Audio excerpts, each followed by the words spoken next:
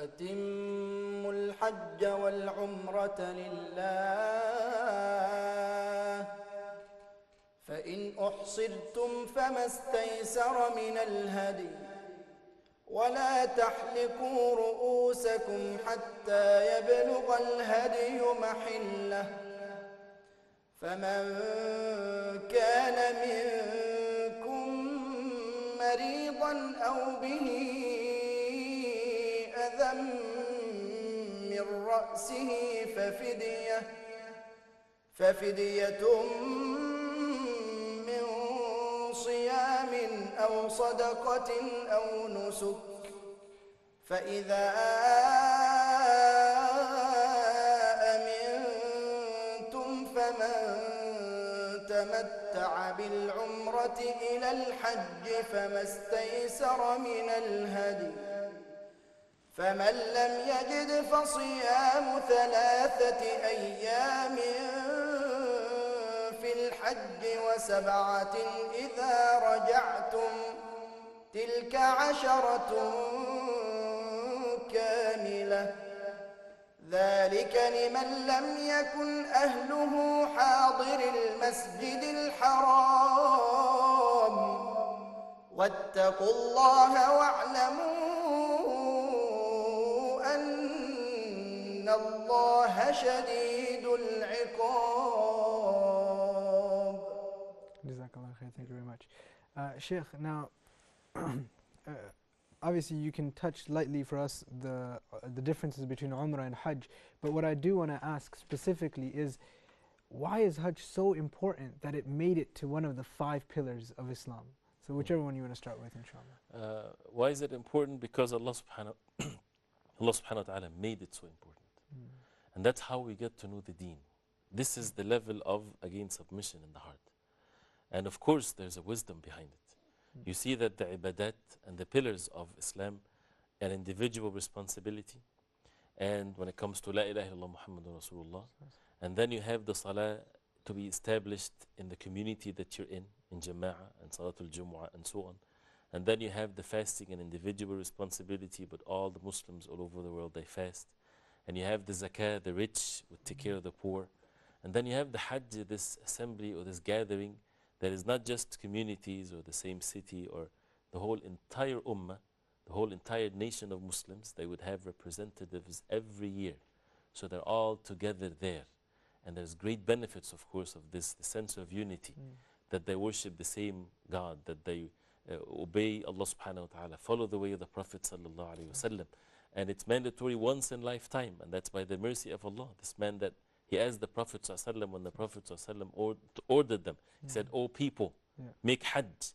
So the man said, "Is it every year, O Prophet of Allah?" The Prophet ﷺ did not reply.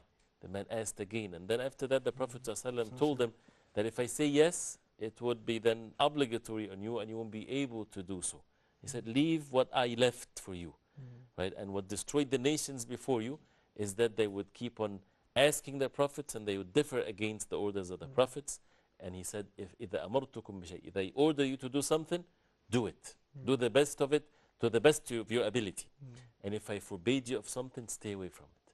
So this is the order of Allah subhanahu wa ta'ala. Allah subhanahu wa ta'ala ordering the believers to make Hajj and Umrah. There's differences, of course. Umrah is at any time, but Hajj is specifically in the months of Hajj.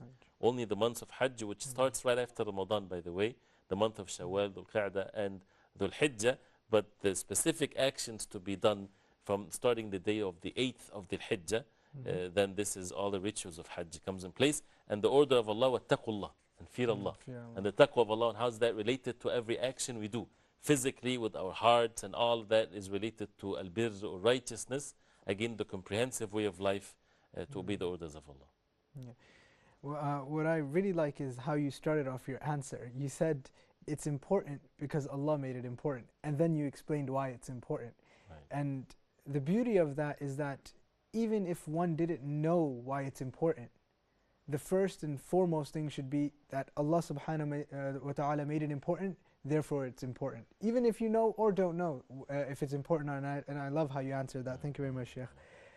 Now, we're going to come to the end of this episode, but before we do, I would ask you to give us just a short summary of the selections from the Quran that we recited today. This is a section where you find many orders from Allah subhanahu wa ta'ala.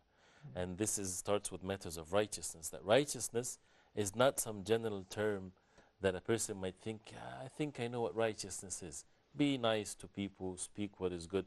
People, they have their own definition of what righteousness is. But Allah subhanahu wa ta'ala, the Most High, He wants us to understand things the way He reveals to the Prophet sallallahu alaihi wasallam. So to be righteous, you have to believe the right aqeedah, the right belief. You have to do certain acts of worship. You have to overcome your own personal greed and desire by giving others. You have to be patient. You have to seek the path of taqwa that has in it some patience and struggling with oneself. And that's why fasting the month of Ramadan, it's not a pleasant thing for a person to be hungry, to be thirsty all day. But why do we fast? Because this is the order from Allah subhanahu wa ta'ala. Allah knows best. And we need to overcome these weaknesses by having these patience in our life so that we become true righteous people. A significant thing about this is many people, human beings, they're righteous, they're good whenever the circumstances allow this. But what is the situation when the circumstances are not allowing you to be righteous? When people are treating you bad, for example, how are you treating them? This is the key. Right? And that's why we train ourselves to be righteous no matter what. We fear Allah subhanahu wa ta'ala in treating one another.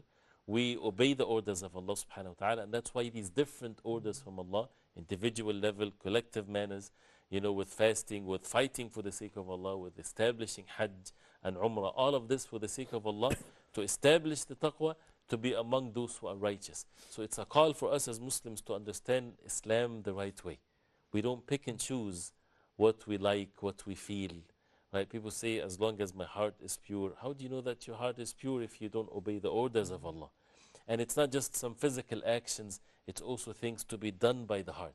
So it's all complement one another, complete one another, and that is to be true slaves and servants to Allah subhanahu wa ta'ala by just submitting ourselves to know what Allah subhanahu wa ta'ala wants from us, and we do that, and we know for sure that that will bring all kinds of goodness and righteousness in this life and in the hereafter. The reward is Jannah, but righteousness is not what we think, is what Allah subhanahu wa ta'ala wants from us with the details of it. So don't make Hajj the way you like, don't fast the way you like. No, fast the way that Allah subhanahu wa ta'ala ordered you, and make Hajj the way that Allah subhanahu wa ta'ala ordered you, for you to be a true slave of Allah subhanahu wa ta'ala and a righteous person.